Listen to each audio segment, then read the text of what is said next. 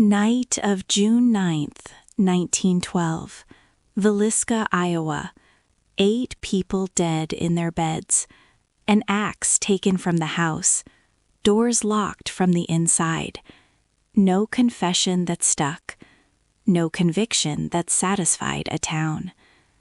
This is Still Unanswered. It's the sort of case that settles into the bones of a place, Elena. You don't just hear about it.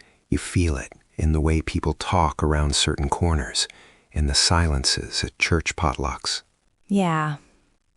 By the way, Marcus, I grew up in a Midwestern farm town, and I remember how a single terrible thing can rewrite everyone's ordinary Tuesday.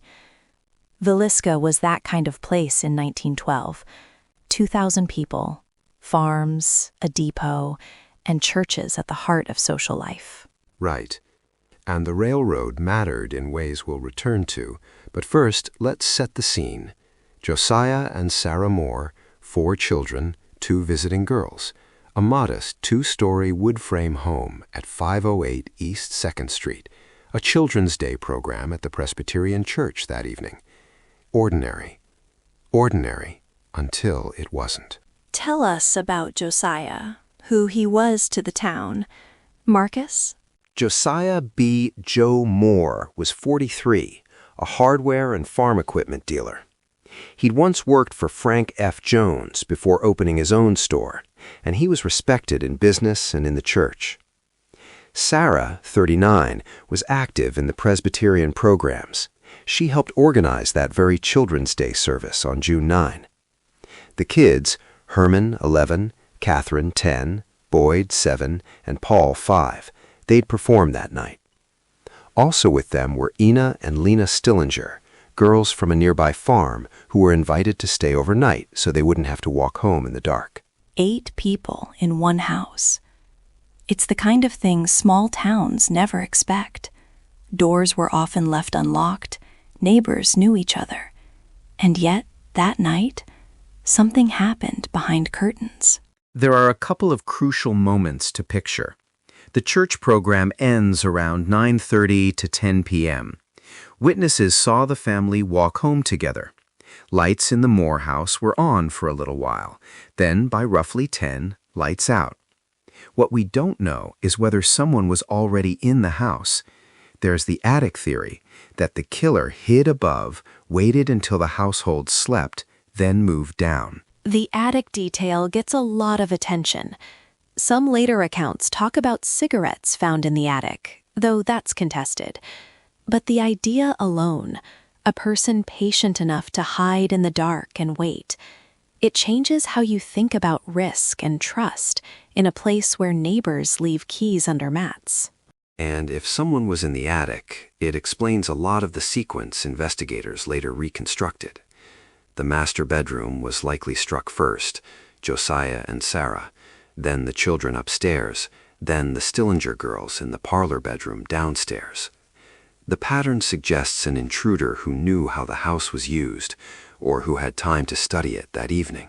Let's walk through the morning. Mary Peckham notices something wrong about 7 in the morning. No morning chores. She knocks. No answer. The front door locked. She lets the chickens out and calls Ross Moore, Josiah's brother. Ross arrives with a key, steps inside. He finds the parlor with 2 figures in the bed, the Stillinger girls, their heads covered, blood visible. He leaves the room, goes for help. The town marshal, Henry Hank Horton, comes. And then, room to room, all 8 victims, bludgeoned to death with an axe found in the house. The axe belonged to Josiah.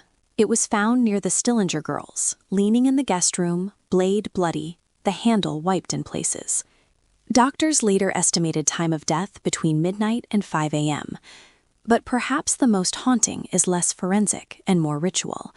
All the faces covered, mirrors draped, lamps with chimneys removed, a slab of bacon on the floor wrapped in cloth. It reads like someone performing gestures as deliberate as the killing itself. Those gestures are what make this case so persistent. Covered faces and mirrors show up again and again in the reports. Lamps with chimneys removed, sometimes turned down, have parallels in other Midwest axe murders in 1911 and 1912. A bowl of bloody water suggests the killer washed up or tried to clean the weapon. Uneaten food on the table suggests calmness after violence. A killer who stayed, or someone staging. We can't tell for certain, but those details shape theories. And then there's the contamination.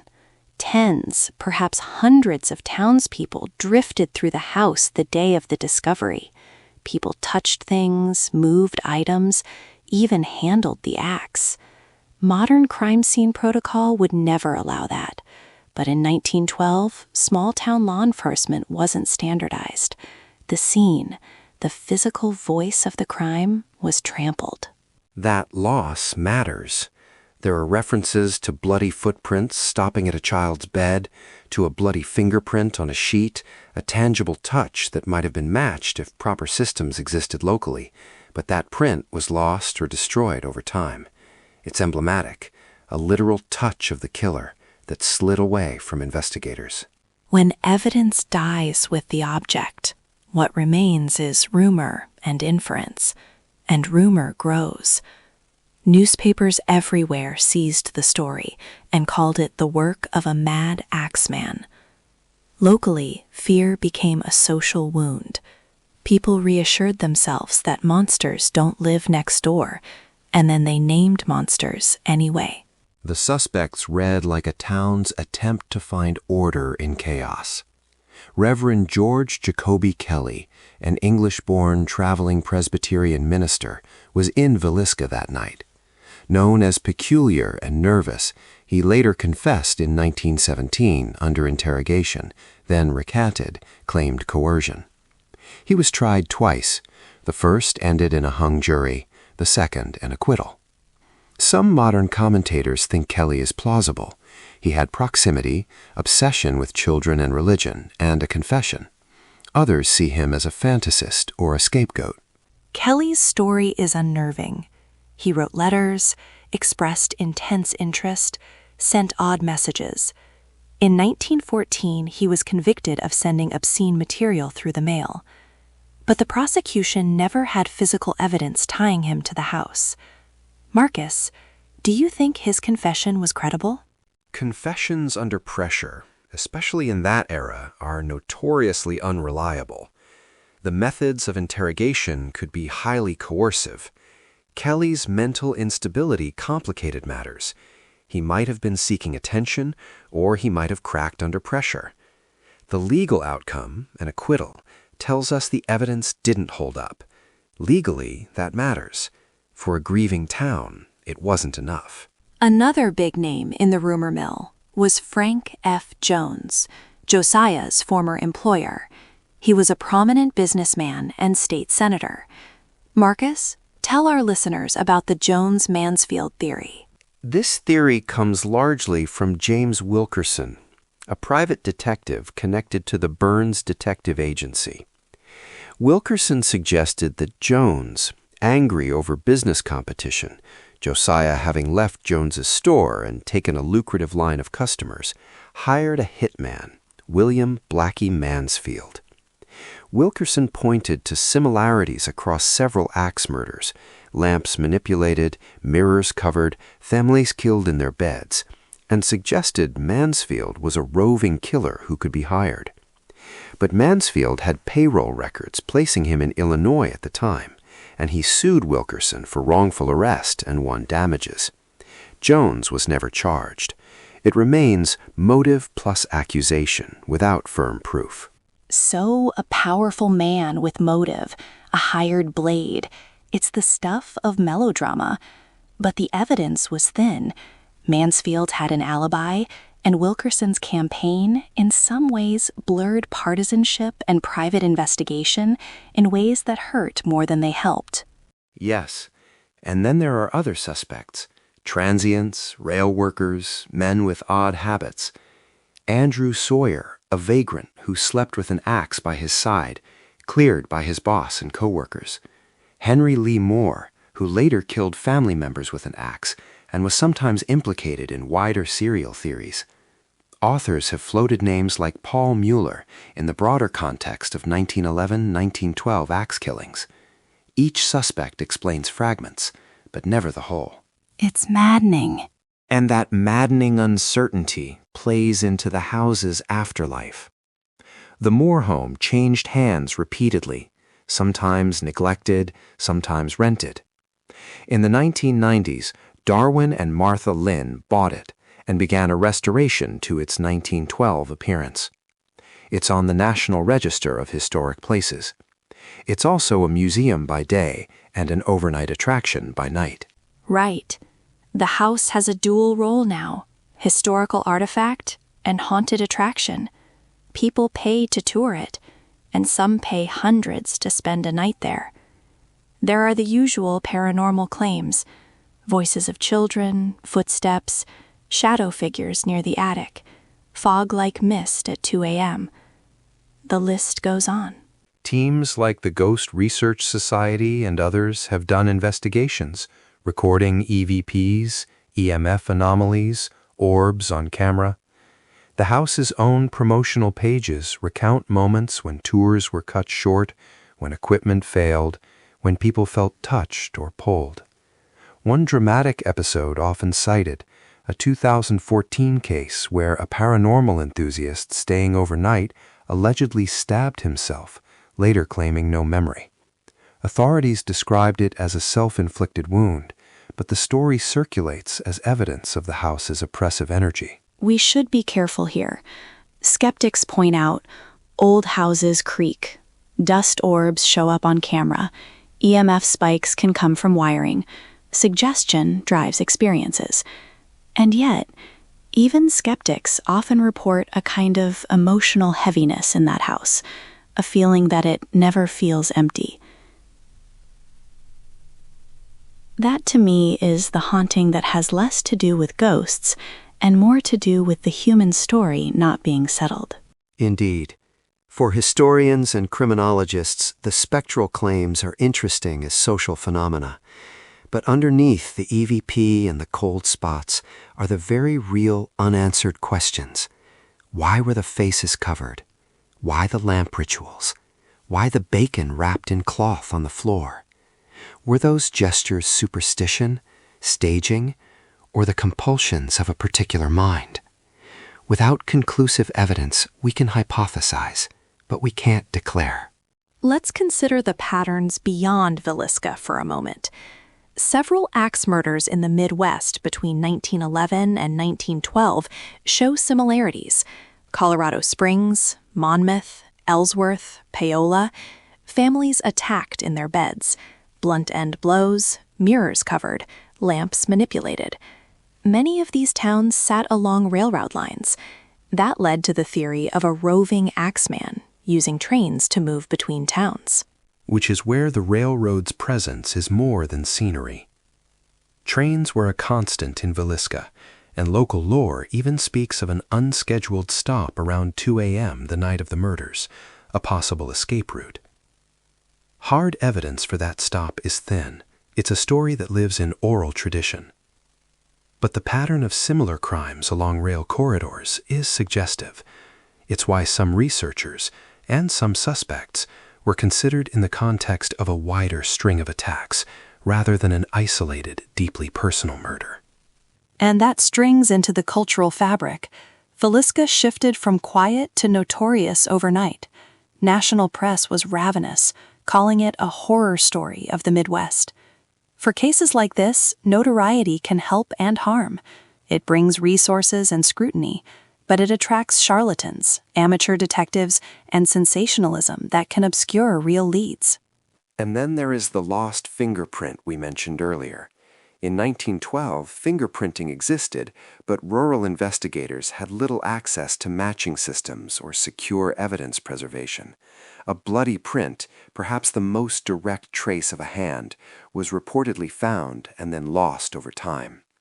Symbolically, it's brutal, a physical connection from the killer to the scene that the system allowed to vanish. Sometimes I think about the human scale, the Moore children, the Stillinger girls, the raw grief. There are descriptions, sometimes repeated in tours and in writing, that suggest images like the two youngest boys found holding hands. That image has power, but we have to be precise. Forensic reports don't clearly confirm that detail. It's likely an embellishment, a haunting metaphor people return to because it's almost unbearable to imagine them any other way. That's a good example of how memory and myth braid together. People start to tell the story in ways that give meaning to the senseless. A town might prefer a narrative that suggests tenderness in death. It's understandable, but as scholars, we should label it as narrative, not incontrovertible fact. Marcus, what do you think is the most plausible explanation that fits what we actually know? I'm cautious. The evidence we have points in a few directions. One, a local, perhaps someone with a motive against Josiah, given the visible overkill upon his body and the apparent focus on him in the initial attack. Two, a transient, roving killer taking advantage of rail lines, as suggested by the pattern in other Midwestern axe murders. Three, a disturbed individual like Reverend Kelly, who might have been acting alone from a compulsion that mingled sexual or religious aberration with violence. Each explains some details, but fails to cover others. The truth, which side of those gaps the killer fell on, remains unclear. So we keep asking questions. We do. And we must also remember the practical failures: evidence contamination, lack of standardized forensics, and the social power dynamics. Imagine a wealthy state senator in town. If there were whispers about Frank Jones, those conversations could shape, intimidate, or derail investigations. The institutions at the time were not equipped to resist that pressure effectively. That's an important point. Legal failure and procedural weakness become part of the story. It's not only that no one was convicted, it's that the systems that might have captured the truth were underdeveloped or compromised, and that allowed the case to slip into legend. And legend breeds hauntings. The house today, restored to 1912, functions as a memorial and a pilgrimage for curiosity. The overnight stays, the tours, the paranormal investigations, they mean different things to different people. Some go seeking a thrill. Some go to honor. Some go because the unresolved has a pull, and they want to brush up against that silence. I remember standing in that house once, years ago. There's a weight you can't measure. Whether you believe in spirits or not, you feel the absence in the rooms. It's not supernatural per se. It's memory. The idea that 8 lives were ended and the how and why were never fully answered, that sticks to the wood like old blood.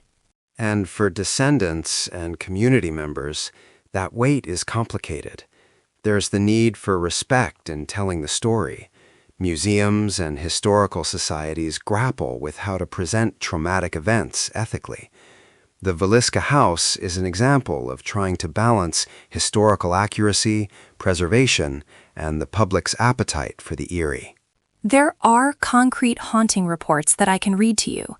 Voices of children, giggling, footsteps, shadow figures in doorways, fog forming upstairs around 2 a.m., sudden cold spots, physical sensations like tugging at hair or clothes, objects moving, camera anomalies. The house's promotional material and investigators echo these themes, but we balance that with skepticism, old wiring, expectations, and dusty orbs. One of the more chilling recurring motifs is the attic. Investigators and paranormal teams alike point to it as the likely place the killer could have hidden. Witnesses and guests report a concentrated dread near the attic hatch, the sense of being watched. Whether that's a real presence or the mind filling in the blank with fear, it's a powerful feature of the place. And then the community's memory keeps shaping the story. Misconceptions arise. Folks sometimes say the boys were found holding hands, likely an embellishment. People say someone was definitely arrested and convicted.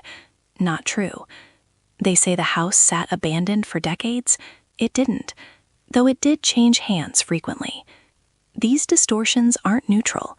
They shift how the victims are remembered. It's also worth thinking about the narrative function of suspects. Naming a villain gives psychological closure. Kelly's confession, Jones's motive, Mansfield's alleged pattern, they supply neat stories.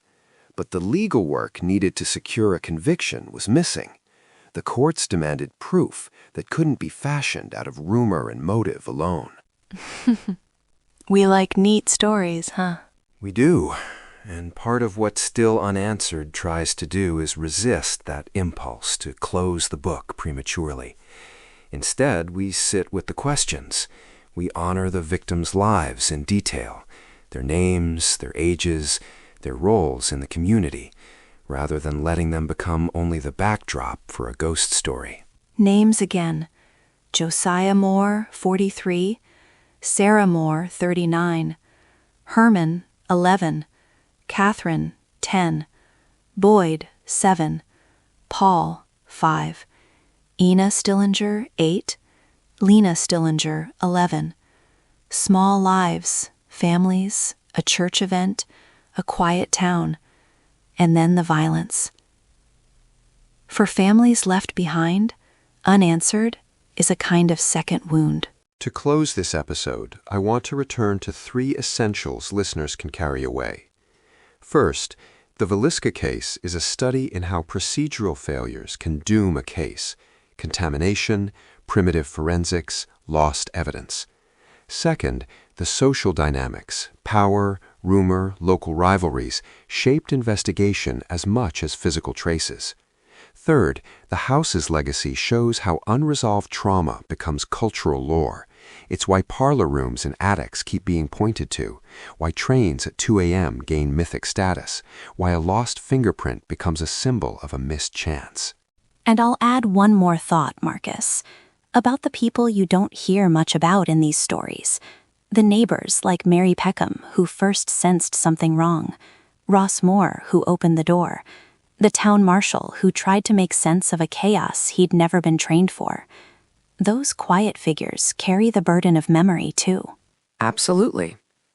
Their actions, small, imperfect, are the human record we possess. And they teach us about limits of an era, of institutions, and of community. We'll never know for certain who walked out of that house and into the night. We can map theories, weigh motives, compare fingerprints that never were. But we can remember. We can name the dead. We can ask questions that refuse to let the case slip into comfortable myth. So we keep asking. We keep reading the layers: forensic detail, procedural failure, folklore, and the modern haunted narrative, because that's how we keep the victims present in our attention.